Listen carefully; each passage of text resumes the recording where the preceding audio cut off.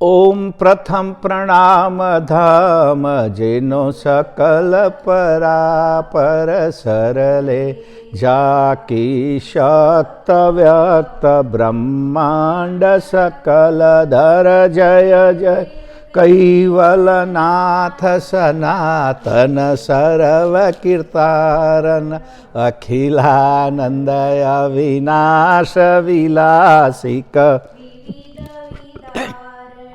लोक चतुर्दश द्वंद्व फंद फन करन विविध भात्य गुण ग्रंथ वृंद विधि अलग उदाहरण अगणित इंड कटाक्ष पाक्ष वसुतम पद परम अलंग सलंग एकतास आश्रय कोहु जाने न मर्म हंस निवासन धाम धनी तुम नमो नमो निर्वाण प्राणपति सचर समासन प्रकृति बिनो धन्य पुरुष पलक में खलक उपासक आन्य धाम पति देव युगल आशक तब देवन के देव सकल शिर हो तुम कैवल साक्षीवंत सुत सलंग प्रौढ़ पद पुरुष एकल मल जय करुणामय कंथ अंत मध्य आद्य परापर हंस रूप स्तुति कुबेर निज ग्रंथ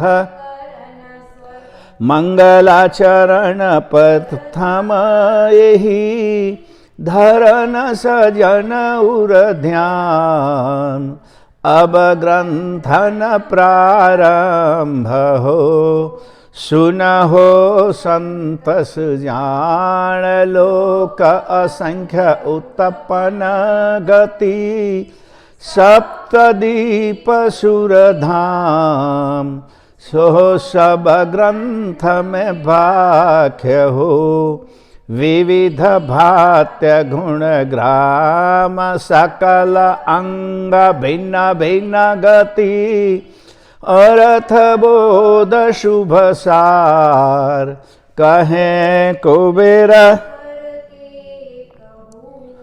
संशय हरन भव पार।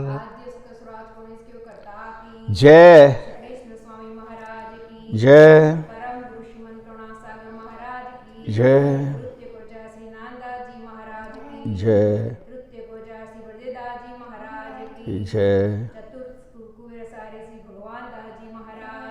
जय जय जय सप्तम प्रजा श्री शीतलदास जी महाराज की जय। सप्तम प्रजा श्री विचलदास जी महाराज की जय। श्री सब संतन की जय। श्री सब देवन की जय। श्री ज्ञान संप्रदाय की जय। श्री शासापुरी की जय। श्री केवल धाम की जय। तथा प्रारंभ समय का सत केवल साहिब सत केवल साहिब सत केवल साहिब सत केवल साहिब कैवलम चिदेनम वेनम वयनम दिधन्नम लगोयम अमोऽम अमस्तु निरालम नारायणम अहन्नम रणेयम नयेति नरणेयम प्रणायम परंतो जपेनम जपायम कायन्नम मयायम मनाति मगोयम स्वयं त्वं समस्तु जहानम धाता ध्यन्नम विछंदम विनय जे करोति विवरजित विधे वै वेदांतम अचंतेन चंतम सुनाति सनातम जिन अगाधम बहोर्धम लहे जन्महादम कुबेरम तेयन्मम नमामि नमस्तु। श्रीमद् करुणा सागर महाराज की जय। कैवल की जय। श्री अविचलदास जी महाराज की जय। સતકેવલ સાહેબ, સતકેવલ સાહેબ. ચતુર્માસ અને ચતુર્માસમાં ચાલે છે અત્યારે હંસ તાલેવા ગ્રંથનું એક પ્રકારનું આપણું સ્વાધ્યાય અભ્યાસ. ગયા વર્ષે પણ ચતુર્માસ હતો, પણ ગયા વર્ષે મેં કથા ઓનલાઈન નહોતી કરી. ત્યાં હોવ તો કરું, બહાર જવું તારે નહોતો કરતો. આ વર્ષે આપણે એટલા માટે કથા કરીએ છીએ કે તમને બધાને લાભ આપવા માટે નહીં, પણ મારે લાભ લેવાનો છે. એટલે કારણ કે પરમગુરુનો સાર્ધ શતાબ્દી, દ્વિશતાબ્દી વર્ષ ચાલે છે. પરમગુરુનો સાર્ધ દ્વિશતાબ્દી મહોત્સવમાં એમની સેવાનો આપણે કેટલો વ્યક્તિગત રીતે લાભ લઈએ એ મહત્ત્વનું છે. એટલે તમને બધાને પણ આ જ વાત કહું છું કે આ દ્વિશતાબ્દી વર્ષ, સાર્ધ દ્વિશતાબ્દી વર્ષ નિમિત્તે પરમગુરુની સેવાનો વધુમાં વધુ લાભ આપણે કઈ રીતે લઈ શકીએ એ વિચારીને કાર્ય કરવાનું. મુખ્ય કાર્યક્રમ તો આપણો છે જ 2023 જાન્યુઆરી 22, 23, 24 અને હવે જોડીએ છીએ 25 પણ. 23-24 તો આપણો કાર્યક્રમ છે નિશ્ચિત, કે જે પરમગુરુના પ્રાગટ્ય પ્રસંગનો વાર, તિથિ અને તારીખ આવે છે 250 વર્ષ પહેલાંનો. તો 25 તારીખે શું આવે છે? 2 વર્ષ બાદ કરતો છેલ્લા લગભગ આપણે 20 વર્ષથી સમૂહ લગ્નોત્સવ કરીએ છીએ. અને એ સમૂહ લગ્નોત્સવનો સંબંધ આપણે મારા જન્મ વર્ષ સાથે જોડ્યો તો. વચ્ચે એક વખત આપણે પરમગુરુના દીવડાના 125 વર્ષ પ્રતિષ્ઠા થઈ, એ માટે 125 દીકરીઓને પ્રાણ પ્રતિષ્ઠા મહોત્સવ નિમિત્તે આપણે એમના લગ્ન કર્યા હતા, કન્યાદાન કર્યું હતું. આ વખતે પણ પરમગુરુના પ્રાગટ્ય વર્ષને નિમિત્ત બનાવીને આપણે સમૂહ લગ્નોત્સવ કરીએ છીએ. તો પરમગુરુના પ્રગટ થયે 250 વર્ષ પૂરા થાય છે. તો 250 જરૂરતમંદ પરિવારની દીકરીઓના આપણે સમૂહ લગ્ન કરાવીશું. પણ એક સાથે 250નું મેનેજમેન્ટ થોડું અઘરું પડે, એટલે આપણે 125 વર્ષના 2 વિભાગ કરીએ છીએ. એટલે 25મી જાન્યુઆરીએ 125 એટલે 125 દીકરીઓનું સમૂહ લગ્ન આપણે જે મંડપમાં સાર્ધ દ્વિશતાબ્દી મહોત્સવ 22, 23 ને 24 જાન્યુઆરીએ ઉજવીએ છીએ, એ જ મંડપમાં આપણે 125 દીકરીઓનું કન્યાદાન કરીશું. એટલે આ પણ તમને બધાને એક માહિતી મારે આપવી છે કે જે કોઈ તમારા પરિચયમાં, તમારા વિસ્તારમાં, તમારા નજીકમાં, તમારા ગામમાં એવા ગરીબ પરિવારો હોય, જરૂરિયાતવાળા પરિવારો હોય, જેમના દીકરીના લગ્નનો ખર્ચ એ બેર ના કરી શકતા હોય, ઉઠાવી ના શકતા હોય, એ બધાને આ તારીખ આપજો. અને આપણે એમાં દીકરીને શું આપીએ છીએ દર વખતના પ્રમાણે જ, કે એને 5 જોડી કપડાં આપીએ છીએ, આપણે લગ્નનો જોડો આપીએ છીએ, પાનેતર, મંગલસૂત્ર આપીએ છીએ.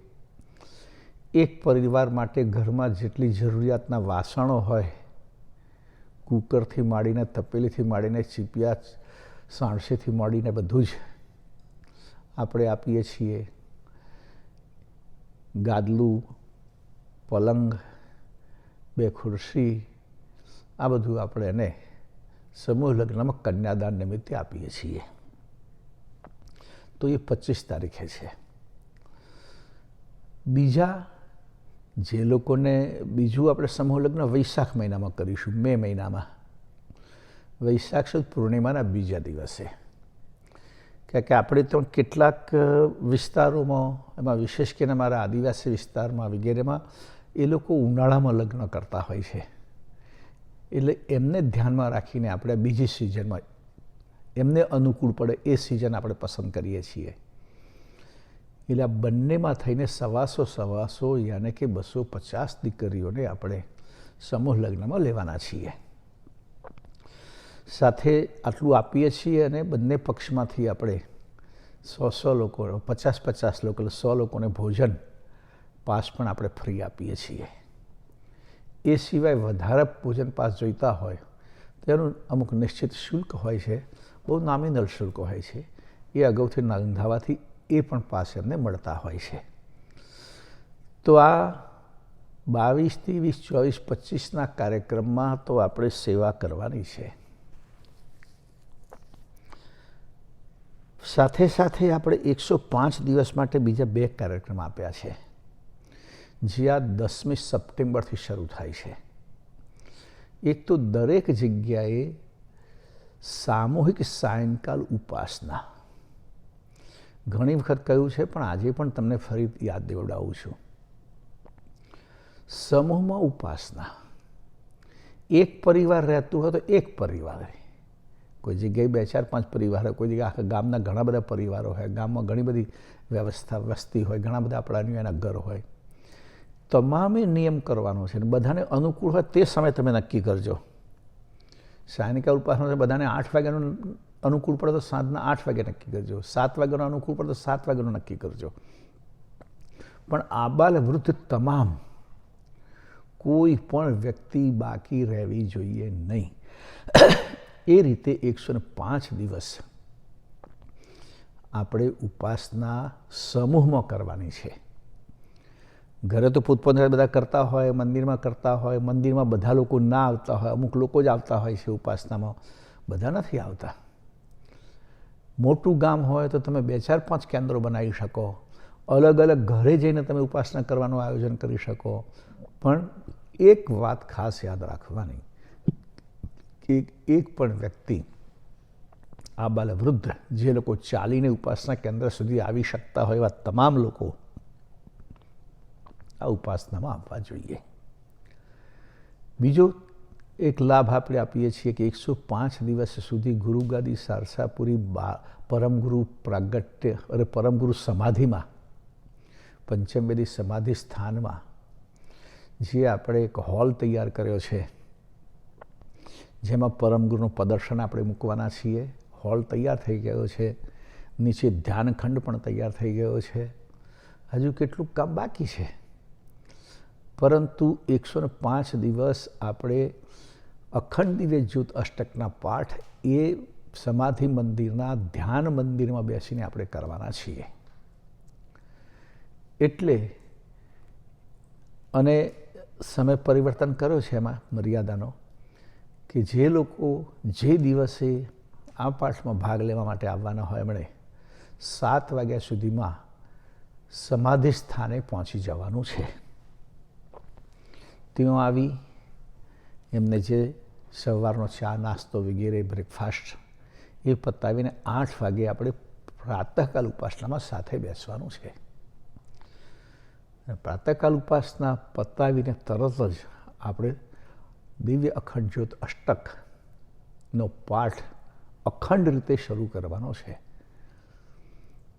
બપોરનું ભોજન વગેરે બધું એમાં મેનેજમેન્ટ થશે. એ કેટલાક લોકો વારાફરતી પોતાના ભોજન માટે જશે. અને આ પાઠ સાયંકાલ ઉપાસનાનો સમય થાય ત્યાં સુધી અખંડ ચાલશે. અને બધાએ ઉપાસનાનો સાયંકાલ ઉપાસના સમૂહમાં કરીને પછી જ પોતાને સ્થાને નિવાસ સ્થાને પરત જવાનું છે. એટલે અત્યારથી 10મી તારીખે ભાદરવા સુદ પૂર્ણિમા છે. 10મી સપ્ટેમ્બર દિવ્ય પરમગુરુનો નિર્વાણ દિવસ. એ દિવસની રાબેતા મુજબની જે આપણી શોભાયાત્રા, સમાધિ મંદિર પૂજન એ બધું જ થશે. અને બપોરની સમાધિ મંદિરની બધા પરમગુરુ સહિત બાકીના બધા આચાર્યોના પાદુકા પૂજન થશે. 4-5 વેદનું પૂજન થશે. એ આરતી થશે. અને ત્યારબાદ આપણે અખંડ પાઠનો પ્રારંભ દીપક પ્રગટાવીને શરૂ કરીશું. તો આ કાર્યક્રમની અંદર તમે બધા પોતપોતાનું નામ નોંધાવી દીધું હશે. અમારા જે નરવેદ દીક્ષિત બંધુઓ છે, અક્ષત દીક્ષિતા ભગિનીઓ છે, જેમણે આ દીક્ષા ધારણ કરી છે, બધાને ખાસ આ જવાબદારી આપણે સોંપીએ છીએ. એક તો દરેક જગ્યાએ જઈને સાયંકાલ ઉપાસના જે 105 દિવસ ચાલવાના છે એ બધા ગામો દત્તક લઈ અને દરેક જગ્યાએ એ દત્તક લયા ગામમાં આપણે ઉપાસના કેન્દ્રનો પ્રારંભ થઈ જાય એ જોવાનું છે. બીજું કાર્ય છે, આ 105 દિવસ દરમિયાન સ્વયંસેવકોની આવશ્યકતા ઊભી થશે. એના માટે પણ 10મી તારીખથી 10 સપ્ટેમ્બરથી આપણે આ કાર્ય શરૂ થઈ જાય છે. હવે બહુ દિવસ રહ્યા નથી એટલે સ્વયંસેવકોની નોંધણી પણ થઈ જવી જોઈએ કે જે સ્થાયી ત્યાં રહે.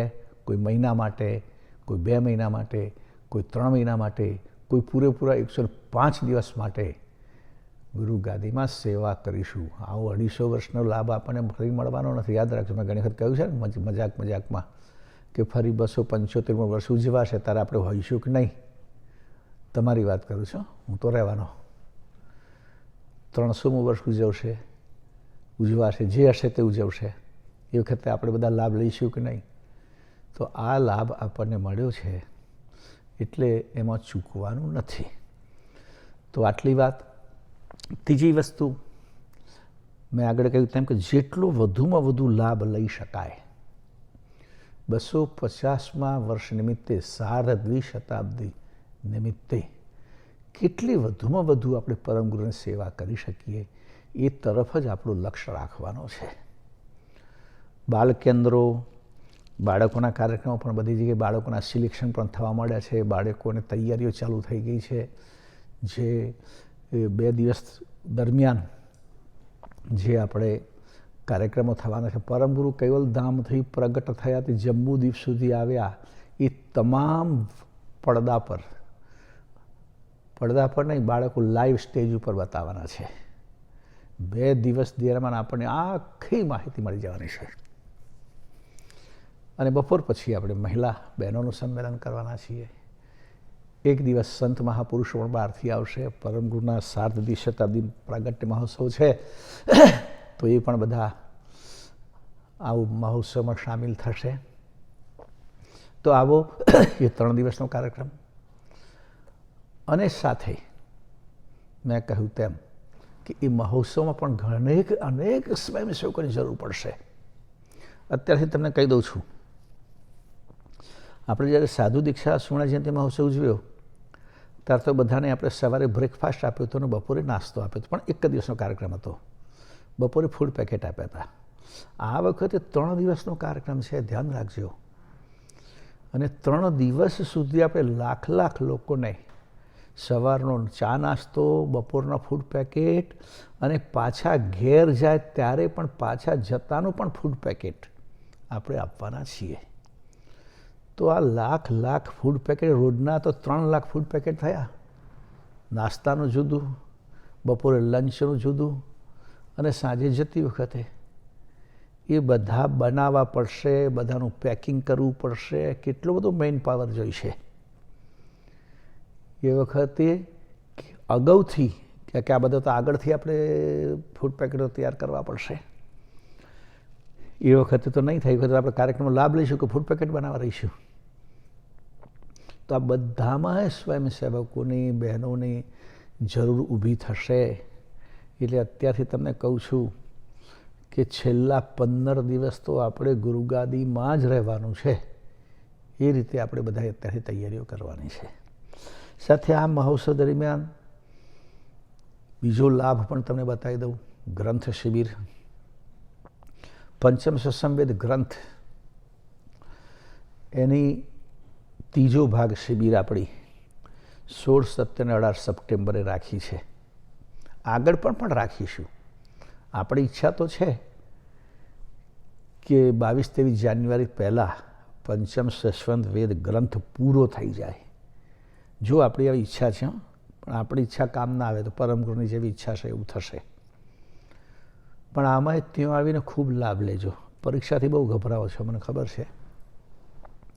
પરીક્ષા આપવી પડે ને, પણ ભાઈ આપણે આટલી બધી મહેનત કરીએ છીએ કે તમારામાં શું આવ્યું અંદર એ તો જોવું પડે ને. એ જોયા વગર તો ચાલે નહીં. પહેલાં લોકો કરતા હતા ને, વલોવણું વલોવતા હતા, દહીં વલોવતા હતા, થોડી વાર જોતા હતા માખણ આવ્યું કે નહીં, વચ્ચે ઊભું રાખીને જોવું પડે. એમ આટલી મહેનત કરીએ છીએ, કેટલું માખણ આવે છે તો જોવું પડે, અને એની માટે તમારે તૈયારી રાખવી જ પડે.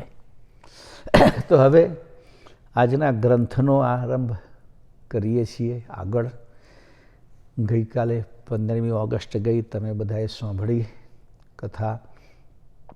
આજે પણ હું એ અંગથી આગળ ચલાવું છું, અને નક્કી કર્યું છે અહીંયા હું જેટલા દિવસ છું, વચ્ચે થોડાક દિવસ બ્રેક થશે, પ્રવાસમાં હોય છે એટલે. બાકી તો હંસતલાવ ગ્રંથને આગળ મારા અભ્યાસ માટે હું રોજ ચલાવીશ. તો તમે ગઈકાલે સાંભળ્યું તો યાદ તો હશે જ તમને કે કયા અંગ સુધી આપણે આવ્યા, કયું અંગ પત્યું. મને યાદ છે ત્યાં સુધી 13મું અંગ પત્યું છે, અને 13મા અંગની છેલ્લી સાખી જુઓ. એક સરસ વિષયો છે. બધા અંગમાં અલગ અલગ માહિતી, અલગ અલગ વિષય ઉપર દિવ્ય પરમગુરુએ વર્ણન કર્યું છે, ચર્ચા કરી છે. સકર્તા સિદ્ધાંત સમજાવવા નહીં, આપણને પરમગુરુએ આ ગ્રંથોમાં વિગતો આપી છે અલગ અલગ અંગમાં. પણ આગળનું અંગ જે પૂરું થાય એને અનુસંધાનમાં જ બીજું અંગ શરૂ થાય. એટલે વિષય એ પ્રમાણે મૂક્યા છે. આ બધા ગ્રંથોની રચનામાં દિવ્ય પરમગુરુએ બહુ જ વ્યવસ્થિત પદ્ધતિ, જેને કહેવાય ગ્રંથની પદ્ધતિ. જેમ ભજન બનાવતા ને, તો ભજનની અંદર પેલું અંતરો પેલો સ્થાયી હોય એને ટેક કહેવાય કે ધ્રુવ કહેવાય, અને એને અનુલક્ષીને બાકીના બીજા બધા અંતરા આવે. કેટલા લોકો ભજન બનાવે, તમે જો ઘણા લોકો ભજન બનાવીને મોકલતા હોય છે, માસિકમાં છાપજો ને. અલ્લા ભાઈ, આમાં તો કેટલી પંક્તિઓ તો કોકને લાવીને હરવા ફેરી શબ્દો બદલીને જ મૂકી હોય, અને કેટલાકમાં તો વિષય કઈ હોય ને અંદર પછી પાછળથી વર્ણન કઈ આવતું હોય. એટલે ભજન બનાવવું એના માટે એના કેટલાક નિયમો યાદ રાખવા પડે. એ રીતે ગ્રંથમાં જે રીતે પરમગુરુએ કર્યું છે નિયમ પ્રમાણે કે 1 by 1 એક પછી એક વિષયની ચર્ચા આ ગ્રંથમાં આગળ કહી છે. જેમ પહેલાં કહી દીધું હતું ઉપાસનાવાળી વાતમાં કે ભાઈ હું ઉપાસના બિન ઉપાસના દાસ નવજીવ ત્યાંથી કે હું 15 અંગ સુધી ઉપાસના કોની કરવાની છે, કેવી રીતે કરવાની છે, એ માહિતી તમને આપું છું. અને વિષય તે જ ચાલે છે અત્યારે. ધ્યાનથી તમે સાંભળો અને સમજવાનો પ્રયત્ન કરો તો અત્યારે તે જ વિષય ચાલે છે. એટલે 13મા અંગની છેલ્લી સાખી આપણે બોલ્યા હતા, જેતને ભર ઈશ્વર તનુ દુર્લભ એહી ભેદ और जीवन की को गणे कहात नैति जाहु वेद. ઉપાસના કોની કરવાની છે કે નિજ ચૈતન્યની. હું ચૈતન છું એ ભાવ ધારણ કરવાનો છે. અમારે તો ઘણા બધા નિજ ચૈતન્યની વાત આવે ને ત્યારે પરમગુણની ઉપાસના કરીએ ત્યારે કેટલા લોકો એવા પણ છે કે આપણે તો નિજ ચૈતન્યની ઉપાસના કરવાની, પરમગુણનું સ્વરૂપ તો જળ છે. આ અધકચરું જ્ઞાન તમને કહું, અથવા જ્ઞાનનો અપછો થયો હોય એવા વ્યક્તિઓ. પણ નિજ ચૈતન્યની ઉપાસના કોણ કરી શકે? આગળ ઘણી જગ્યાએ કહ્યું છે કે જે અનિત્ય કર્મો છે, જે દુષ્કર્મો છે, એ સંપૂર્ણપણે છૂટી જાય, જેના ઇન્દ્રિયો પ્રત્યેના મોહ ભોગ પ્રત્યેનું આકર્ષણ એ છૂટી જાય, જેનું મારું પરાયુનો ભાવ નષ્ટ પામે, એ લોકોની ચૈતન્ય વૃત્તિ પેદા થઈ એમ કહી શકાય. ખાલી હું ચૈતન છું એમ કે જ્યારે હું ચૈતન છું એમ અનુભવ થાય તો જળ દ્રષ્ટિ નાશ પામે, અને જળ દ્રષ્ટિ નાશ પામે તો પદાર્થ અપેક્ષા નાશ પામે, ત્યારે ચૈતન દ્રષ્ટિ થઈ એમ કહેવાય. એટલે વાતોથી કેટલા માણસો કશું કરવું હોય, જેમ બ્રહ્મ સિદ્ધાંતિઓ માટે પરમગુરુએ કહ્યું છે ને કે ઉત્તમ કરણી કરે નહીં અને કનિષ્ઠ કરણી છોડે નહીં. અને પોતાની જાતને જ્ઞાની કેમ કે અમે તો જ્ઞાની છીએ, પણ તમે જ્ઞાની છો તો કનિષ્ઠ કરણી કેમ કરો છો? એમને પુણ્યદાનની વાત કરીએ, પૂજાની વાત કરીએ, ઉપાસનાની વાત કરીએ તો જ્ઞાની પુરુષને આમાંનું કશું ના કરવું પડે એવું કહેતા હોય છે. તો જ્ઞાની પુરુષને ખાવા પીવાનો મોહ રહે છે, જ્ઞાની પુરુષને પદાર્થનો મોહ રહે છે, વિષયોનો મોહ રહે છે, તો પછી જ્ઞાની કઈ રીતે? એટલે એ અહીંયા વાત કરી કે તમારી ચૈતન દ્રષ્ટિ થઈ છે, એનો મતલબ એ છે કે આપણે દરેક જગ્યાએ કર્તાનું ચૈતન્ય સ્વરૂપ દેખાય છે, અંશ સ્વરૂપ દેખાય છે. અગાધબુદ્ધની પંક્તિ બહુ ખાસ સ્પષ્ટતા કરી છે પરમગુરુએ, ચૈતન્ય દ્રષ્ટ ચરાચર દેખી જળ દ્રષ્ટિ વૈભાવ ઉવેખે. અને જ્યારે ચૈતન્ય જોઈએ આપણે ત્યારે જળ દ્રષ્ટિ નાશ પામે. જો એક નિયમ છે, આપણે ખાલી આપણે આંખથી કશું જોઈએ ને, આપણી આંખને એવી સરસ બનાવી છે સર્જનહારે કે તમે એક વ્યક્તિને નજીક જોતા હો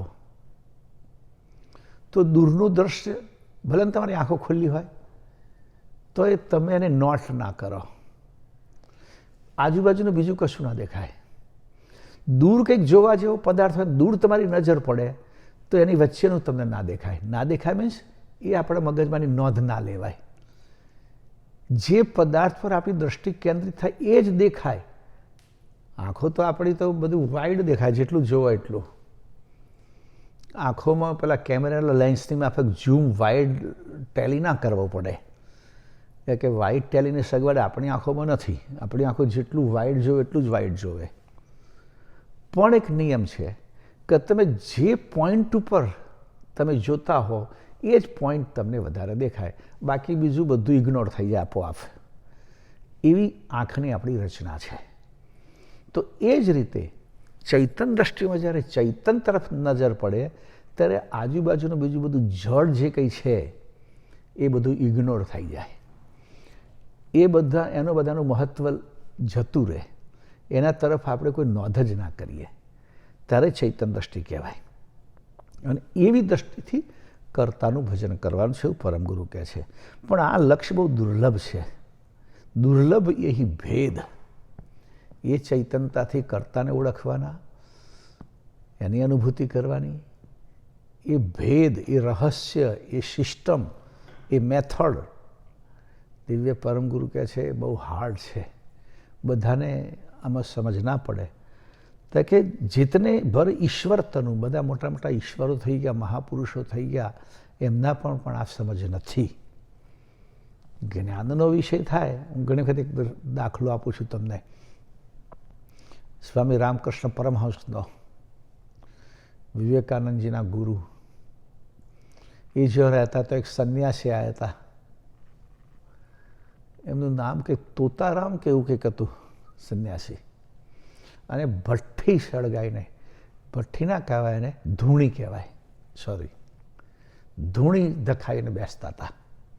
આપણે ઘણા બધા તપસ્વીઓ છે ને એમ ધૂણી હોય,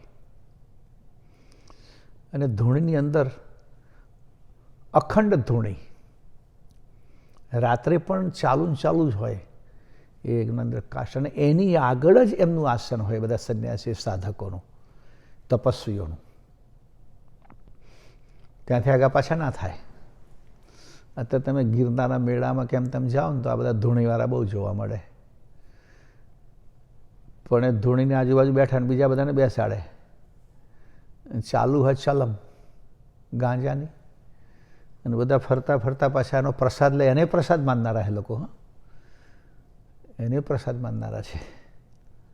તો કે આ તુકારામ સંન્યાસી હતા, આવા તપસ્વી હતા. રામકૃષ્ણ પરમહંસ એમની જોડે બેસીને બ્રહ્મ સિદ્ધાંતની ચર્ચા કરે,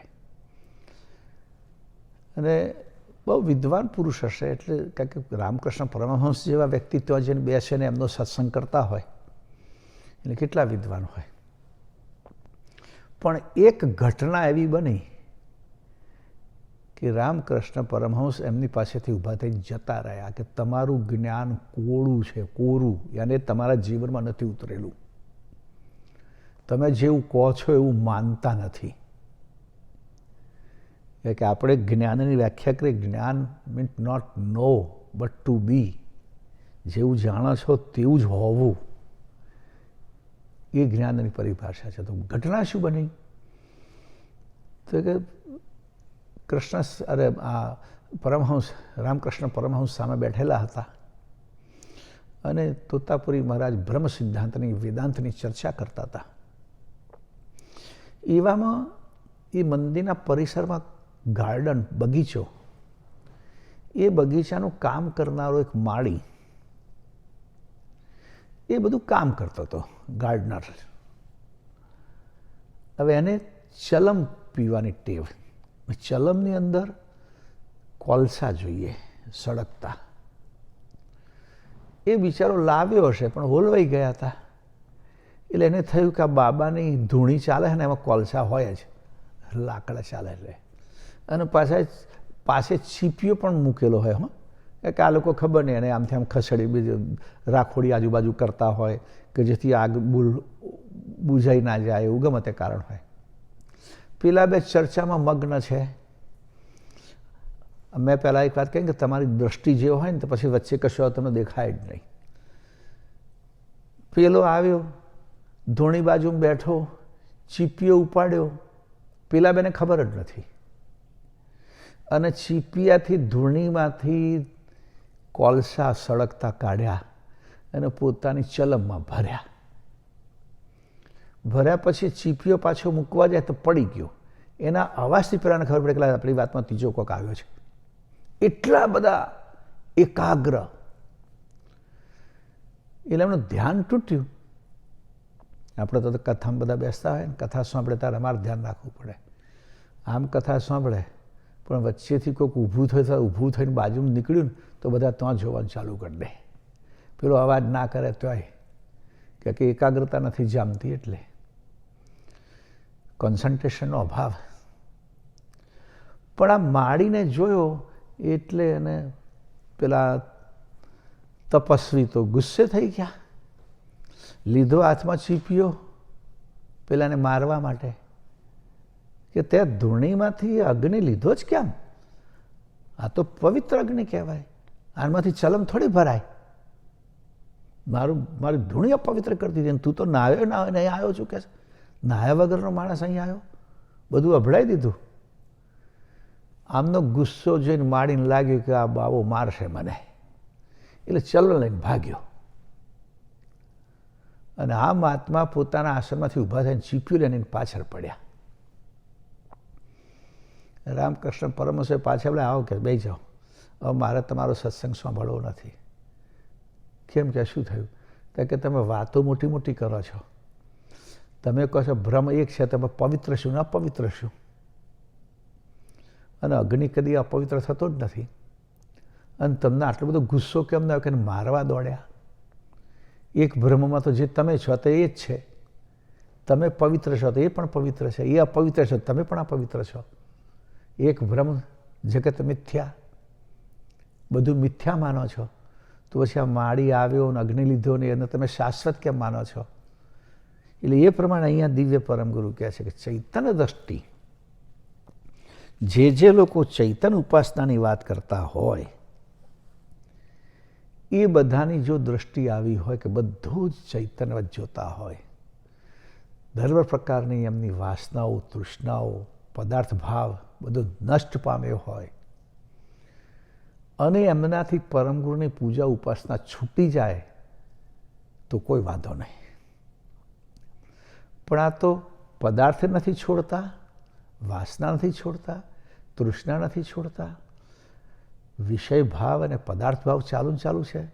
છોડે છે તો શું? તો કે જ્ઞાનના બાને પરમગુરુની ઉપાસના છોડી દે છે. એમની નિશ્ચય અધોગતિ છે. એટલે દિવ્ય પરમગુરુ આ દુર્લભ ભેદ મોટા મોટા જ્ઞાનીઓને પણ પ્રાપ્ત થતો નથી, તો સામાન્ય જીવોની શું ગણતરી કે છે. એટલે હવે એ વિષયને આગળ બતાવે છે. આ વેદાંતના વિષયને, જ્ઞાનના વિષયને અંગ 14 આપણે શરૂ કરીએ છીએ. 14મા અંગનું નામ આપણે શાસ્ત્ર પક્ષ નિવૃત્ત કરણ સમજકો અંગ. શાસ્ત્રોના ભ્રમ સિદ્ધાંતના પક્ષમાંથી તમારે પહેલાં નિવૃત્ત થવું પડે. કેમ નિવૃત્ત થવું? શા માટે નિવૃત્ત થવું?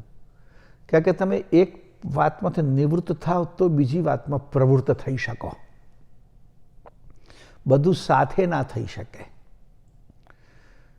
પરમગુરુના સકર્ત સિદ્ધાંતમાં પ્રવૃત્ત થવું હોય તો સગુણ નિર્ગુણમાંથી તમારે નિવૃત્ત થવું પડે, એને છોડવું પડે, તો બીજું તમે પકડી શકો. એટલા માટે નિવૃત્ત કઈ રીતે થવું એની આખી વાત પરમગુરુ અહીંયા આપણને સમજાવે છે કે કેમ નિવૃત્ત થવું. પરમગુરુનું જ્ઞાન અને આ જ્ઞાનમાં શું ફરક છે એ વાત હવે સમજાવે છે. ચોપાઈ આપણે સાથે ગાઈશું. સમજ એવી વિના બહુવિધિ મત મતા, નવટલે જીવ સનાતન યાતે, વેદ મૂરજાદ બહુ બાદ બુદ્ધિ ઘડી, ખલકતા મેં અડી ચલક ભાતે. સમજ એવી વિના બહુવિધિ વિધમાનતા. એકદમ સ્પષ્ટ ચૈતન્ય ભાવવાળી સમજ ના આવે ત્યાં સુધી આપણી માન્યતામાં અનેક પ્રકારની વિવિધતા જોવા મળે. વિવિધતા એટલે બધી પ્રકારની ઉપાસના, બધી પ્રકારની માન્યતા. જેમ પછી અખાઈ કહ્યું તેમ કે એક મૂર્ખને એવી ટેવ, પથ્થર તેટલા પૂજે દેવ, તુલસી દેખી તોડે પાન, નદી દેખી કરે સ્નાન. અનેક પ્રકારની વિવિધતા. જો શુદ્ધ જ્ઞાન હોય તો પછી બીજા કશામાં એનું ચિત્ત ચોંટે નહીં. જેમ મેં વાત કરી આગળ સ્વામી રામકૃષ્ણ પરમહંસની, એમની કેટલી વાતો બહુ વાંચવા જેવી અને સાંભળવા જેવી હોય છે. કલકત્તામાં કાલી મંદિરમાં એ રહેતા હતા. એ કલકત્તામાં ગંગા સમુદ્રમાં મળે છે, ત્યાં વચ્ચે એક બેટ છે. એ બેટનું નામ છે ગંગા સાગર, એક આઇલેન્ડ નાનો. ગંગાની 4-5 ધારાઓ થઈ જાય છે, વચ્ચે એક મોટો આઇલેન્ડ છે. અને આઇલેન્ડને તીર્થ તરીકે લોકો માને છે, ગંગા સાગર. અને ઉત્તરાયણ ઉપર તો બધા લોકો બહુ જ ત્યાં જાય. ભીડ તમને જગ્યા ના મળે. એ કહેતા ઉત્તરાયણના સ્નાનનું મહત્ત્વ, મકર સંક્રાંતિ ઉત્તરાયણ એટલે એના સ્નાનનું બહુ મહત્ત્વ છે. તો કે રામકૃષ્ણ પરમહંસ એક વખત પોતાની સાથે જે કંઈ એમના ભક્તો છે ને બધા થઈને ગયા. ચલો સ્વામીજી આપણે પણ જઈએ મેળામાં. રામકૃષ્ણ ચાલો તારે. અમે કહ્યું વચ્ચે આઇલેન્ડ છે, ટાપુ છે, એટલે તમારે બોટમાં જવું પડે. આ લોકો એક બોટ ભાડે કરી, હાયર કરી. એમની સાથે 30-35 લોકો હતા. બધા બોટમાં બેઠા. બોટમાં બેઠા બેઠા પણ રામકૃષ્ણ પરમહંસ બધાની સાથે સત્સંગ કરે છે. કોઈ પ્રશ્ન પૂછે, જિજ્ઞાસાનો જવાબ આપે છે. એવામાં એક ચમત્કાર જોયો બધાએ. એક સાધુ જેણે એક મુદ્રા સિદ્ધ કરેલી, જલચર, ભૂચર, ખેચર, બધી 5 મુદ્રાઓની વાત આવે છે ને, એમાં એક મુદ્રા સિદ્ધ કરી હતી. 12 વર્ષ લાગે એક મુદ્રા સિદ્ધ કરવામાં. જે ભૂચરી મુદ્રા સિદ્ધ કરે એ પૃથ્વીની અંદર ઉતરી જાય અને બીજી કોઈ પણ જગ્યાએ જઈને પ્રગટ થઈ શકે. આવી સિદ્ધિ એને મળે. જળ માટે, જળ તત્વ પર જે વિજય મેળવે એ જળ ઉપર ચાલી શકે તો એ ડૂબે નહીં, એવી એને સિદ્ધિ મળે. પરમગુરુએ આ સિદ્ધિનું મહત્વ નથી બતાવ્યું. હા, અહીંયા રામકૃષ્ણ પરમહંસ પણ કહે છે, જોજો, કોઈએ સિદ્ધિ સાધી કે મુદ્રા સાધી એથી એને મોક્ષ મળે છે એવું નથી. કે આવી 5 મુદ્રાઓ સાધનારા તો ઘણા યોગીઓ થઈ ગયા. એનાથી તમે તત્વ પર વિજય મેળવી શકો, ચૈતન્ય કરતા પર નહીં.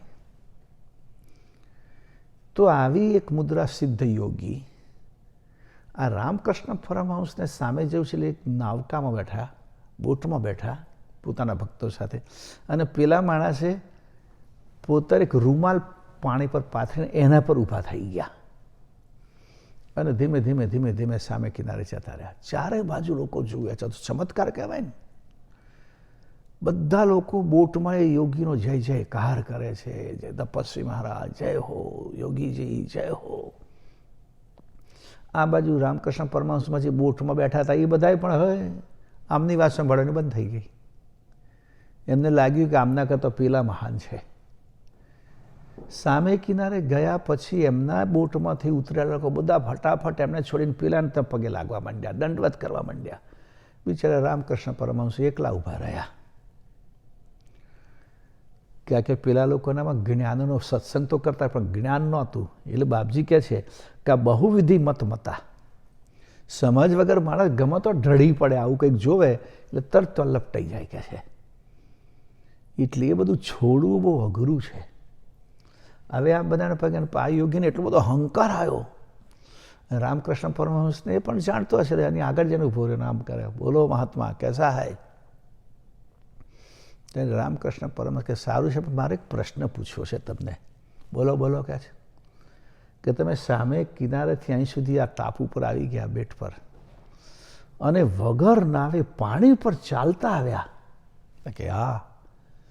તો આવી સિદ્ધિ મેળવવામાં તમારો કેટલો ટાઈમ ગયો?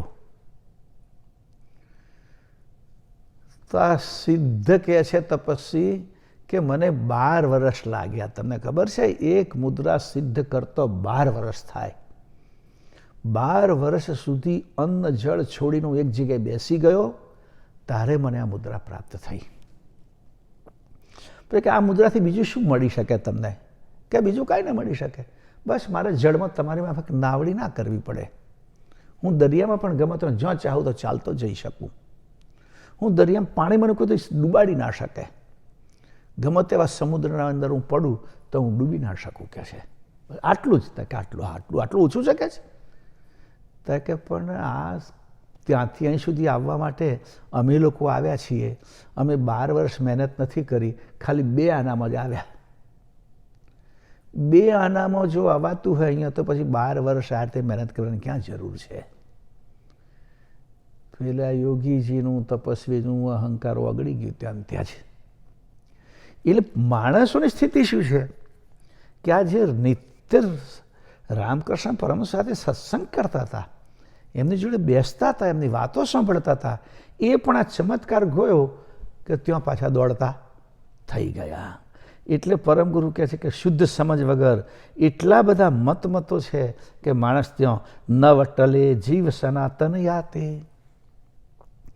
સનાતન એટલે કેટલી વર્ષોથી પરંપરાગત આવા બધા વિવિધ મતો આ દુનિયામાં ચાલે છે. વિવિધ પ્રકારની માન્યતાઓ ચાલે છે. વિવિધ પ્રકારના આવા ચમત્કારોની વાતો ચાલે છે. એમાંથી આ જીવ ટળી ના શકે, મુક્ત ના થાય. ઢળી જાય, કંઈ પણ પરચો જોવે, કંઈ પણ ચમત્કાર જોવે, અને તેમાં કેટલા તો ચમત્કાર સાચા નથી હોતા, ખાલી વાતો જ હોય છે. પણ આવી વાત સાંભળે એટલે માણસ તરત ઢળી જાય છે. એટલા માટે એની પાસે શુદ્ધ સમજ હોવી જરૂરી છે. ધ્યાન રાખો, આ વાત જે આપણે સાંભળીએ છીએ, સમજીએ છીએ, કેટલી બધી મહત્ત્વની વાત દિવ્ય પરમગુરુએ આપણને અહીંયા કરી છે કે આવી શુદ્ધ સમજ વગર આ મન ગમતો ભટકી જાય, ગમતો અટવાઈ જાય. કે કેટલી રીતે માણસ, કોઈ કે ભાઈ અમુક ધર્મ સ્થાનોમાં તમે જાઓ, સારું સ્વાગત મળે, તમને સારો પ્રસાદ મળે, તમને કંઈક થોડું બહુમાન મળે, તોય માણસ ઢળી જાય, તોય લોટવા મળે, હો ચાલો કહે છે. એટલે આવું બધું સનાતન અનાદિકાળથી ચાલે છે, પછી નવું ચાલે છે એવું નહીં. વેદ મુરજાદ બહુ બાદ બુદ્ધિ ઘડી. અનેક વેદોમાંથી કેટલીક મર્યાદાઓ, કેટલીક પ્રકારના નિયમો, કેટલાક પ્રકારના બંધનો, જુદા જુદા, આ કરશો તો આ મળશે, આ કરશો તો આ મળશે, આ નહીં કરો તો આવું થશે, આવી કેટલીક મર્યાદાઓ બનાવી છે. આપણે જોઈએ તો કે આ દાન આપો ને તે દાન આપો ને આ ક્રિયા કરો ને આવું બધું. ખલક મેં અડી ચલક ભાતે. અને આ બધી મર્યાદાઓ સાથે કેમ બધા જોડાય?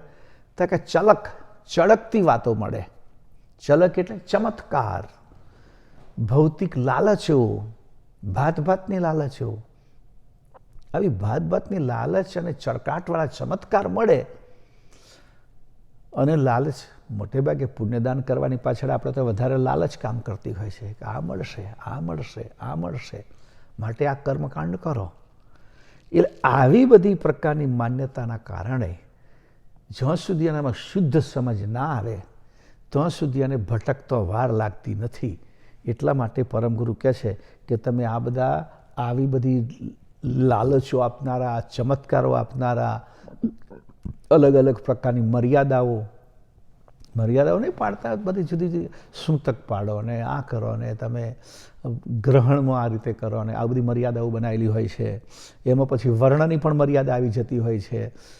ઊંચ નીચ, બ્રાહ્મણને જમાડાય, શૂદ્રને તો ઘરમાં પેસવા જ ના દેવાય, આ બધી શાસ્ત્રોની મર્યાદાઓ છે. બ્રાહ્મણ ગમે તો એવો હોય તો એને પગે લાગીને એને જમાડાય, એને ડાયાબિટીસ થયો હોય તો આગ્રહ કરીને ગળ્યું ખવડાવાય. અને પેલો બિચારો ભિખારી, પેલો ભૂખ્યો હોય પણ શુદ્ર હોય તો કે ના, એને આપવાથી પુણ્ય થાય જ નહીં. આપણે મગજમાં આવું ઘસાડી દીધું છે કે ભાઈ ગરીબ છે, શરીજન છે, ભલે ને ભૂખ્યો છે, પણ એને ખવડાવવાથી પુણ્ય ના મળે, પેલાને ખવડાવવાથી જ પુણ્ય મળે.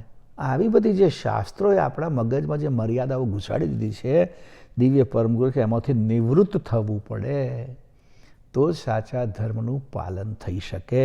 આ ચોપાઈ કેટલી બધી મહત્વની વાત કરી છે. જુઓ, અલખ સૂજા નહીં, લક્ષ્ય બૂઝા નહીં, પક્ષ કો રક્ષ સારી જહાન રોવે. અનેક શાસ્ત્ર મત પક્ષ પોખે ગત, સુણિત અનેરી અતિ પ્રીત પ્રોવે. અને આ બધી માન્યતામાં જે ઘેરાઈ ગયો માણસ, એને સાચા અલખની સૂઝ ના પડે. કારણ કે લક્ષ્યની ખબર નથી પડતી કે ભાઈ ધર્મનું લક્ષ્ય શું છે. મોક્ષ કોનો કરવાનો છે? કે ચૈતન્યનો, જે અજર અમર છે. ચિંતા એની કરવાની છે, પુનર્જન્મ એને લાગુ પડ્યો છે, કર્મનું બંધન એને લાગુ પડે છે. એટલે એ કર્મબંધનમાંથી કઈ રીતે મુક્ત થાય એની ખબર પડતી ને. પક્ષ રક્ષ સારી જહાન રોવે. પક્ષ એટલે પોતે જે માને છે એ જ ખરું છે, એને સાચું ઠેરવવા માટે લોકો મથે છે. અમે માનીએ છીએ ખરું છે, આમ જ થાય, આમ જ કરવું પડે, સનાતન સમયથી ચાલ્યું આવે છે, માટે આવું જ હોય. એનું પ્રતિપાદનમાં આખી દુનિયા રોવે છે. ભાઈ તમે અત્યારથી જે માનતા હતા એનું કારણ અજ્ઞાનતા હતી. એનું કારણ કેટલા લોકો પોતાના સ્વાર્થ માટે આ કેટલીક વાતો કરેલી ઊભી છે. એની સાથે આધ્યાત્મિકતાને કોઈ લેવા દેવા નથી. અને કેટલીક તો આપણી બ્રહ્મણામાંથી પેદા થઈ છે. પણ એને સાચી ઠેરવવામાં માણસો લાગી પડ્યા છે. તમે જોજો, એને સાચી ઠેરવવામાં લાગી પડ્યા છે. પુણ્યદાન બહુ મહત્ત્વનું છે. પુણ્યદાન કરવું જોઈએ, આપણે માનીએ છીએ. યાત્રાએ કરવી જોઈએ, વ્રતે કરવું જોઈએ, ઉપવાસે કરવા જોઈએ, પણ એની પાછળના હેતુને બરાબર સમજીને કરવા જોઈએ. આગળ મેં કહ્યું કે ઉપવાસના 3 જ હેતુ: શરીર સ્વસ્થ રહે, મુખ્ય હેતુ આ છે. કંઈક ઉપવાસથી બચાવીએ તો એનું દાન કરી શકાય. અને ત્રીજો વિષય, આપણે આ બધામાંથી નિવૃત્ત થઈએ, ઘરકામમાંથી, ભોજન વગેરેમાંથી, તો આખો દિવસ આપણે સેવામાં, પૂજામાં, સત્સંગમાં લગાવી શકીએ. ને તો ઘરના કામમાંથી જ ઊંચા ના આવીએ. આપણે તો ઉપવાસ આવે તો લોકોને આગલા દિવસથી મહેનત શરૂ કરી દેવી પડે. કાલે ઉપવાસ છે, નિવૃત્તની વાત તો જુદી થઈ ગઈ. તો એવી પ્રકારે તીર્થમાં જાય તો કર્મકાંડ, ગંગામાં સ્નાનમાં ડૂબકી મારો, આ કરો બસ. પણ ત્યાં જાઓ, સાધના, વ્રત, ઉપાસના કરો, પ્રાર્થના કરો. કે તમે તીર્થમાં ગયા એટલે ઘરમાંથી છૂટા થઈ ગયા, નિવૃત્તિ લીધી, એટલો ટાઈમ વેકેશન, તો એનો સદુપયોગ કરો. એટલે એ બધું શા માટે છે એને બરાબર સમજીને કરો કે છે. એટલે દિવ્ય પરમ ગુરુ કહે છે કે આ પ્રમાણે અલખની સમજ વગર સાચું લક્ષ્ય શું છે આપણો, આપણા જીવનનો આધ્યાત્મિક લક્ષ્ય, ગોલ શું છે, બૂઝે તો નહીં. બૂઝે એટલે સમજ ના પડે કે છે. એટલે પછી જે મનમાં જે માન્યતાઓ ઘર કરી ગઈ હોય એને સાચી ઠરવવામાં જ આપણે મહેનત કરીએ, એમાંથી મુક્ત થવાની મહેનત ના કરીએ કે છે. અને કે શાસ્ત્ર મત પક્ષ પોખે ગત સુણિત અનેરી અતિ પ્રીત પ્રોવે. અને આપણા અનેક શાસ્ત્રોની અંદર, પુરાણોની અંદર આની બહુ ચર્ચાઓ કરેલી હોય. એટલે એ સાંભળીને એની પ્રત્યે આપણને પ્રીત એવી થઈ ગઈ છે કે છૂટતું નથી. એટલી બધી પ્રીતિ થઈ ગઈ છે આપણને કે ભાઈ આ કર્મકાંડ છૂટતું નથી, વગર કામની માન્યતાઓ છૂટતી નથી, બિનજરૂરી કેટલીક વાતો છૂટતી નથી. કે સાંભળીને આપણા મગજમાં એ ઘર કરી ગઈ છે, એટલા માટે છૂટતી નથી. આજે આપણે જેમ દાખલા કે દિવ્ય પરમ મૃત્યુ પછી આવું અહીંથી જતો રહે છે. આ ચૈતન ગમે તેની વાસના પ્રમાણે કોઈ તો પુનર્જન્મમાં જતો રહેતો હોય કે ગમે ત્યાં જતો રહેતો, એની પછી આપણી સાથે કોઈ સંબંધ રહેતો નથી અને આપણી કોઈ મેમરી રહેતી નથી. કોઈક એક્સિડન્ટલી મિલિયન્સ ઓફ નંબરમાં કોઈક માણસને મેમરી આવી જાય છે, એવું સાંભળીએ છીએ આપણે. પુનર્જન્મ, ગયા જન્મની આવા કેટલાક ન્યૂઝપેપરમાં આવા કેટલાક કિસ્સા આવતા હોય છે કે કેટલાક પુસ્તકોમાં આવા કિસ્સાઓ સાંભળવા મળે છે. બાકી જનરલી તો કોઈને ગયા જન્મમાં તમે ક્યાં હતા એની જરાય ખબર નથી. તો ગયા જન્મમાં જ્યાં હતા એ દર વર્ષે તમારા માટે ભાદરવા મહિનામાં કંઈક નાખે છે, નાખતા હશે ને કદાચ, આપણે માન્યતા પ્રમાણે, પણ આપણને કશો એમનો ફાયદો થતો નથી. કે મૃત્યુ પછી એમણે આપણા માટે જે કંઈ કર્યું હશે એમાંનું કશું આપણને મળતું નથી. આ સનાતન સત્ય છે. પણ આપણા મગજમાં આ બધું સાંભળીને શાસ્ત્રો એવું ઘર કરી દીધું છે કે ના, આના વગર તો પેલાનો મોક્ષ ના થાય, રખડતા રહેશે, એનું શું થશે. દરેક પોતપોતાના પક્ષની રક્ષા. જેમ કે મુસ્લિમોને મેં 4 દિવસ પહેલાં કહ્યું હતું કે હું મુસ્લિમોની એક વાત સાંભળતો હતો કે પરમગુરુએ આગળ દરગાહની વાત કરી છે આ જ ગ્રંથમાં, કે જેમ દરગાહને લોકો બહુ માને છે. તો મને થયું કે દરગાહ વિશે એમનું કુરાન શું કહે છે. આપણને થોડું નોલેજ હોય તો લોકોને કહી શકીએ. તો એ લોકો એમ કહે છે કે દરગાહ જે બનાવવામાં, એને કબર, એ કબરમાં જે તમે શરીર દાટો છો ત્યારે એનો આત્મા ત્યાં ને ત્યાં જ રહે છે, રૂહ કે ને. અને એને બધા ફરિશ્તાઓ મળવા આવે છે. એકલો ના પડે ને બિચારો, એની સાથે બેસે છે. અને એના લોકોને કહ્યું છે કે તમે અમુક સમયે એ તમારા જે વડીલોને જેને તમે દાબ્યા છે એમને તમે મલિદા એમના માટે આપો. પછી મેં જે ચર્ચા હું સાંભળતો હતો વિડીયોમાં, કોઈએ પૂછ્યું કે જેની દરગાહ, જેની કબર ના થાય, તો કે એ જીવાત્મા બિચારો ભટકતો રહે, એ ભૂખ્યો મરે, એ પોતે દુઃખી થાય ને બીજાને દુઃખી કરે. તો કે હિન્દુ અગ્નિ સંસ્કાર કરે એમનું શું? તો કે બધા આત્માઓ ભટકતા રહે. એટલે એમણે એમનો પક્ષ બળવાન કરવા માટે કે દબાવો જ, કબર જ બનાવો, અગ્નિ સંસ્કાર કરવાથી તો એ આત્માનું કલ્યાણ થતું નથી. એટલે આ પોતે જે પક્ષ માન્યો, પક્ષ કુ રક્ષ સારી જહાન રોવે, આ પંક્તિમાં તમે જો ઉપરનું વાક્ય લખ્યું છે. પોતાની માન્યતા છે એનું પ્રતિપાદન કરવા માટે, એને વધારવા માટે આખી દુનિયા રડતી હોઈ શકે છે, પણ સાચી વાત એમને પ્રાપ્ત થતી નથી. એટલા માટે કે આ બધી જુદી જુદી આવી બધી કર્મકાંડની આ વાતો સાંભળીને આપણા મગજમાં એવી બધી પ્રીતિ થઈ ગયેલી છે.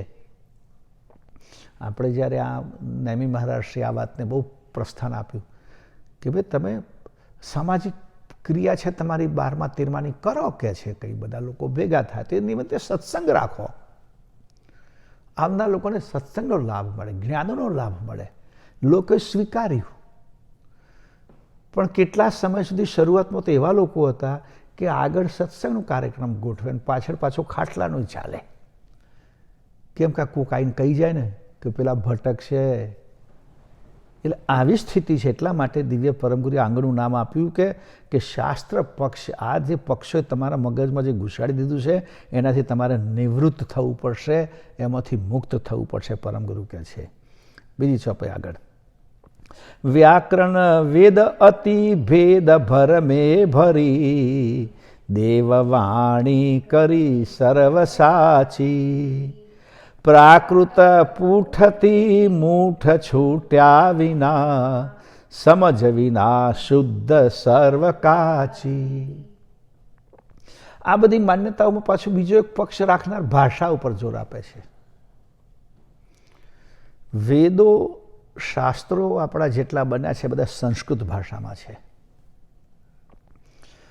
હવે સંસ્કૃત ભાષા એટલે આદિ ભાષા, અનાદિની ભાષા. એમ કહેવાય છે, આ world record of Guinness book, એમાં પણ એવું લખવામાં આવ્યું છે કે ઓલ્ડેસ્ટ બુક વર્લ્ડની ઇઝ અ વેદા. દુનિયાની ઓલ્ડેસ્ટ બુક વેદ છે, એ પહેલાં કોઈ બુક નહોતી, એવું આ લોકો પણ કહે છે વર્લ્ડ રેકોર્ડમાં પણ. તો એ ઓલ્ડ બુક જે છે વેદા, એમાં લેંગ્વેજ કઈ, ભાષા કઈ છે? તો કે સંસ્કૃત. એને સૌથી પહેલી બુક રાઇટ થઈ સંસ્કૃતમાં. એનો મતલબ કે સંસ્કૃત ઓલ્ડેસ્ટ લેંગ્વેજ, સંસ્કૃત એક જૂનામાં જૂની ભાષા. બીજી વાત જોવા જઈએ તો સંસ્કૃતની ભાષાનું વ્યાકરણ એટલું બધું સચોટ છે. આપણી ભારતની બધી ભાષાઓ લગભગ એમની સંસ્કૃતમાંથી જ પેદા થઈ છે, મોટા ભાગની ભાષાઓ. એટલા માટે તમે જુઓ, ભારતની બધી ભાષાઓ ભલે આપણને સમજ ના પડે, ગુજરાતી છો તો મરાઠીમાં સમજણ ના પડે, બંગલામાં સમજણ ના પડે, પંજાબીમાં સમજણ ના પડે, કદાચ સાઉથ ઇન્ડિયન લેંગ્વેજમાં તો બિલકુલ સમજણ ના પડે, પણ છતાંય બધી ભાષામાં શબ્દ કોમન આવે છે. ઘણા બધા શબ્દ એવા છે, જેમ પાણી માટે જળ કહીએ છીએ આપણે, તો પાણી ને જળ બધી જ લેંગ્વેજમાં કોમન છે. સાઉથ ઇન્ડિયન લેંગ્વેજમાં પણ જળ આવે છે, હિન્દીમાં પણ આવે, ગુજરાતીમાં પણ આવે, મરાઠીમાં પણ આવે, બંગલામાં પણ આવે, બધી ભાષામાં. જેમ આપણે સહોદર, આપણે ગુજરાતી ભાષામાં અમારા ભાષણ કરનારા નેતા ભાઈઓ તથા બહેનો બોલે ને, તો સાઉથ ઇન્ડિયામાં એક વખત હું ગયો હતો, ત્યાં મારા બધા સંતોની મીટિંગમાં તો પહેલાં શરૂ કર્યું સહોદરા સહોદરી. મેં પૂછ્યું કે આ શું કહેતા? કે ભાઈઓ તથા બહેનો એવું કહે છે. મેં કહું હા, સહોદર શબ્દ તો ગુજરાતી ભાષામાં છે. એટલે સહોદરનો મતલબ એક ઉદરમાંથી પેદા થયો અને સહોદર કહેવાય. તો ભાઈ બહેન કોને કહેવાતા કે એક માના પેટમાંથી પેદા થયા હોય તે ભાઈ બહેન કહેવાય. એટલે ભાષા અને બહુ જ વૈજ્ઞાનિક language, scientific language, science is scientific language. જેવું બોલાય તેવું જ લખાય, જેવું લખાય તેવું જ વંચાય. અમે બધા અહીંયા અંગ્રેજી વાનો ઘણી વખત ગમતમાં કહું છું, કંઈ રાઇટ જુદું થાય અને બોલાય જુદું. બરાબર છે કે ભાઈ પીયુટી, અરે આપણે બીયુટી બટ, શિવટી કટ, તો પીયુટી પટ ના પુટ, એ પટ ના થયું. બાકી તો લીગલી તો એવું થવું જોઈએ ભાઈ શિવટી કટ હોય તો પછી બીયુટી બટ હોય તો પીયુટી પટ થવું જોઈએ, પણ એવું નથી થતું. જ્યારે સંસ્કૃત લેંગ્વેજ એવી છે કે જેવું બોલાય એવું જ, વર્ણમાળા પણ બધી ભારતની તમામ ભાષાઓની વર્ણમાળા એક જ છે.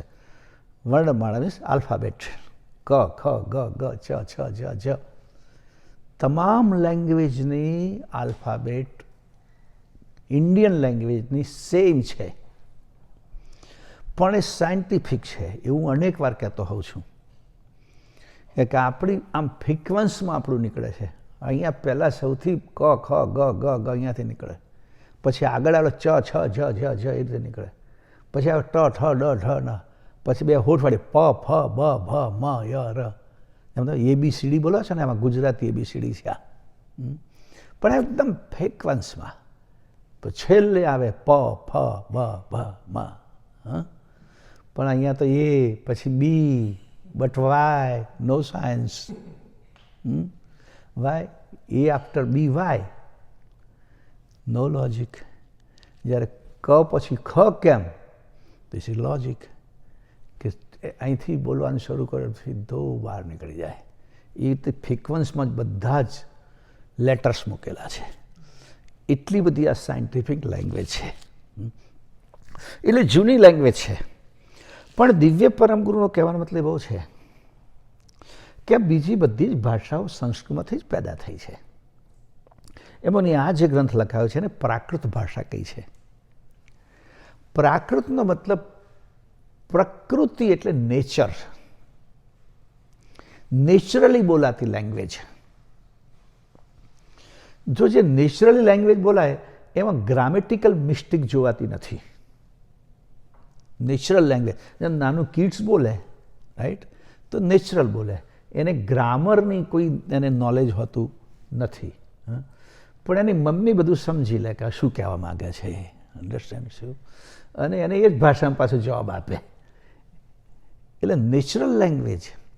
તો એ લેંગ્વેજ કોઈ બોલે તો એની ભૂલ નથી જોવાતી, એને કોઈ ઇમ્પોર્ટન્સ નથી અપાતું, કે પછી એને આપણે સુધારવા પ્રયત્ન નહીં કરતા કે નહીં આવું નહીં, આવું બોલો. આપણને ખબર છે કે ધીમે ધીમે ધીમે જતાં એ ઓટોમેટિક લેંગ્વેજ મૂળ લેંગ્વેજ પર આવી જશે. તો આ પ્રાકૃત ભાષા, તો દિવ્ય પરમગુરુ કે મેં પણ પ્રાકૃત ભાષાનો ઉપયોગ કર્યો છે જેથી બધા લોકો સરળતાપૂર્વક સમજી શકે. જો સંસ્કૃત સમજવું હોય તો તમારે પેલું વ્યાકરણ, ગ્રામર જ ભણવું પડે. અમે સંસ્કૃત ભણવા કે ગ્રામરથી શરૂઆત થાય. પહેલી લઘુ સિદ્ધાંત કૌમુદી ગ્રામર બુક. પ્રાકૃતિક ભાષા જે લોકો શીખે એને ગ્રામરની જરૂર ના પડે. એ બધાની સાથે બોલતા બોલતા બોલતા બોલતા એમને આવડી જાય, એ નેચરલી આવડી જાય, એમને ગ્રામરની જરૂર ના પડે. જેમ આપણે ત્યાં તમે લોકો અહીંયા અંગ્રેજી બધા ઇંગ્લિશ જે ભણતા હોય એને ગુજરાતી શીખવું હોય તો ગ્રામર જોઈએ, પણ મારા ઘરમાં નાનું બાળક હોય એને ગ્રામર ના શીખવવું પડે. બધા બોલતા હોય સાંભળી સાંભળીને એને લેંગ્વેજ આવડી જાય, એને ગ્રામરની જરૂર ના પડે. એ પ્રાકૃત ભાષા, એટલે પ્રાકૃતિક નેચરલ લેંગ્વેજ. તો દિવ્ય પરમગુરુ કે મેં આવી નેચરલ લેંગ્વેજનો ઉપયોગ કર્યો છે મારા ગ્રંથોમાં, જેથી લોકો સરળતાથી સમજી શકે, એમને ગ્રામર ભણવા ના જવું પડે. પણ હજુ પણ કેટલા લોકોને એવી માન્યતા છે કે ના, સંસ્કૃતમાં કહ્યું હોય તે જ સાચું. જો કબીરે પ્રાકૃત ભાષાનો ઉપયોગ કર્યો. એક સામાન્ય દાખલો આપું. વાલ્મીક મુનિએ રામાયણની રચના વ્યાકરણમાં સંસ્કૃતમાં કરી, પણ એ રામાયણ જ્યારે તુલસીદાસે રામચરિતમાનસ બનાવ્યું એ પ્રાકૃત ભાષામાં બનાવ્યું અને પ્રાકૃત ભાષામાં બનાવ્યું ત્યારે એટલું પોપ્યુલર થયું કે લોકો સુધી પહોંચી. ગામડાના લોકો પણ એની ચોપાઈઓ આજે બોલે છે. સંસ્કૃતના શ્લોકને કોઈને ખબર નથી. એટલે એ દ્રષ્ટિથી દિવ્ય પરમગુરુ કહે છે મેં પ્રાકૃત ભાષામાં એટલા માટે વર્ણન કર્યું કે અભણમાં અભણ માણસ પણ મારી આ વાતને સારી રીતે સમજી શકે. એટલે જ્યાં સુધી તમને પ્રાકૃત પછીનો પૂર્વાગ્રહ, મૂઠ એટલે પૂર્વાગ્રહ, પ્રાકૃત પૂઠથી મૂઠ છૂટ્યા વિના ભાષામાં ના પડ શકે છે. ભાષા શું છે એ મહત્ત્વનું નથી, પણ એમાં ભાવ શું છે એ મહત્ત્વનો છે. જેમ મા અને દીકરું, નાનું બાળક, બેબી, એમાં ભાષા મહત્ત્વની નથી હોતી, એમાં ભાવ શું છે એ મહત્ત્વનો છે. એકબીજાનો ભાવ સમજે એટલે એમનો વ્યવહાર ચાલે છે. એ પ્રમાણે કહે છે સમજ વિના શુદ્ધ સર્વ કાચી. સાચી સમજ જ મહત્ત્વની છે, એ ના હોય તો બધું નકામું છે કે છે. અટપટી વાણી જાણી નવરીજીએ, પ્રાકૃત દેખી નવ પૂઠ દીજે. છેવટ સદન અવિગત પતિ અનુભવે, પ્રાકૃત હોય તો ઉરલીજે. અટપટી વાણી જોઈને બહુ રીઝી ના પડ શકે છે. હા, સડસડાટ અંગ્રેજી બોલે છે એટલે કે બહુ બુદ્ધિશાળી છે એવું માનવાની જરૂર નહીં. કે ભાઈ તેને નેચરલી લેંગ્વેજ વસ્તુ છે એવું છે, નેચરલી આવડે. પ્રાકૃત દેખીને પૂઠ દીજે. અને પેલો વ્યક્તિ પોતાની માતૃભાષા બોલતો હોય એથી એના તરફ તમે એને નીચો ના ગણશો. બાપજી કહે છે છેવટ સદન અવિગત પતિ અનુભવે. સાચી વસ્તુ તો એ છે કે સાચું અવિગત પદનો જેમાં અનુભવ થતો હોય એ જ ભાષા મહત્ત્વની છે. પ્રાકૃત ભાષામાં પણ આપણને સારું જ્ઞાન મળતું હોય તો ચોક્કસ એને હૃદયમાં લેવી જોઈએ. આગળ વ્યાકરણ ભાષ અભ્યાસ વાણી લગે, પુરુષ નિર્વાણ તહા કહે ન કાહી. કહે કુબેર જહા નિગમ નેતિ કહે, સદગુરુ લક્ષ્ય જઈ શકત તાહી. વ્યાકરણ ભાષ અભ્યાસ વાણી લગે. વ્યાકરણ આદિ ભાષા જે છે એનો અભ્યાસ કરે, પણ વ્યાકરણ ભાષામાં આપણા જેટલા ગ્રંથો બન્યા છે, વેદો, શાસ્ત્રો, પુરાણો, એ બધી ભાષામાં બ્રહ્મ જ્ઞાન સુધીનું જ જ્ઞાન છે. ભાષ એટલે કર્તાનો પ્રકાશ. કર્તાના પ્રકાશ સુધી જ એ પહોંચ્યા છે. પુરુષ નિર્વાણ તહા કહે ને કહી. પણ એનાથી નિર્વાણ પરમ જે પુરુષ છે એનું વર્ણન વ્યાકરણવાળી કોઈ પણ ગ્રંથમાં નથી. કહે કુબેર જહા નિગમ નેતિ કહે. એ પદ માટે જ્યાં વેદોએ પણ નેતિ પૂરી છે એટલે ત્યાં સુધીનું વર્ણન છે. સદગુરુ લક્ષ્ય જઈ શકત તાહી. અને એ બ્રહ્મથી પાર સમર્થ ગુરુનો જ લક્ષ્ય જઈ શકે છે, પરમ ગુરુનું લક્ષ્ય જઈ શકે છે. એટલે ભાષાના ઝઘડામાં પડશો નહીં, પરમ ગુરુ કહે છે. ઉત્તમ ભાષામાં ઉત્તમ વસ્તુનું વર્ણન હોય એવું કશું નથી. સોનાનું વર્ણન ગુજરાતીમાં હોય. એક જે દાખલો આપ્યો કે માનો કે પારસમણીનું વર્ણન સંસ્કૃત ભાષામાં હોય અને ચિંતામણીનું વર્ણન પ્રાકૃત ભાષામાં હોય, તો કે પારસમણી કરતાં ચિંતામણી શ્રેષ્ઠ છે જ, ભાષાથી એ નીચો પડતો નથી.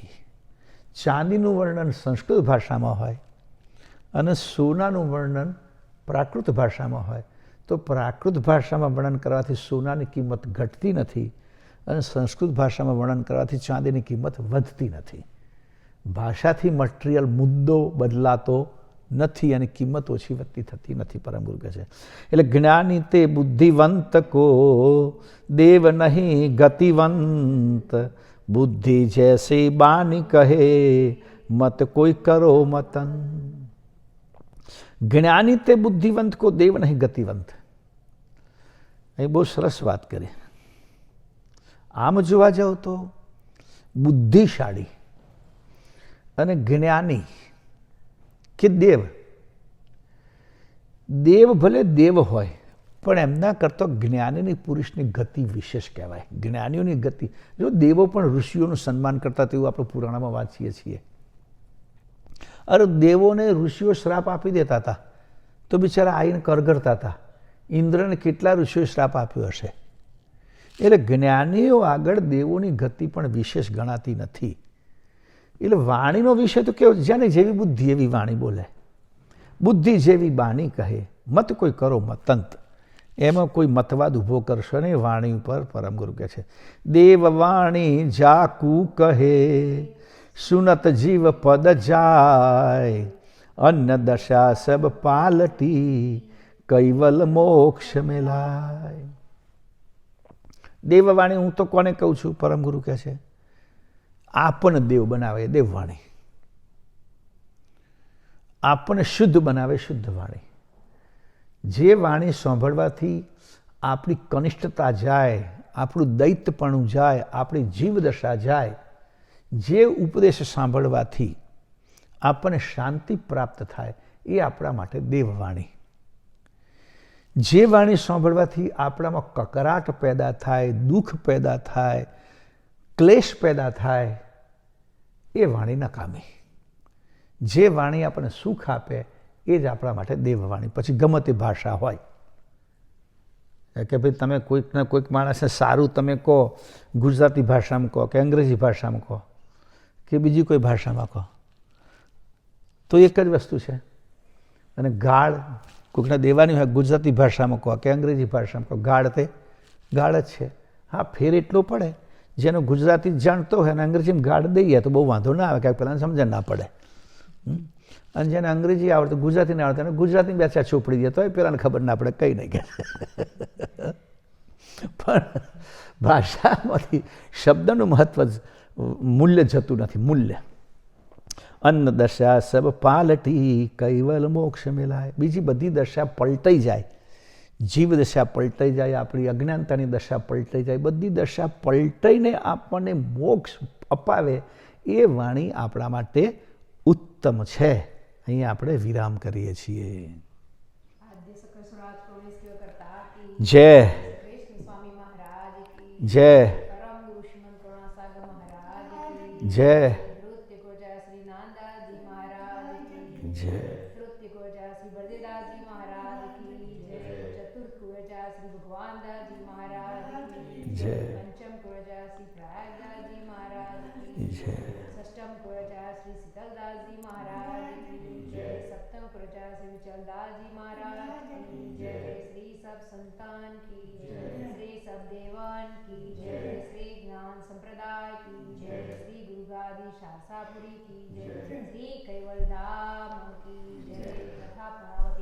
સત કેવલ સાહેબ, સત કેવલ સાહેબ, સત કેવલ સાહેબ.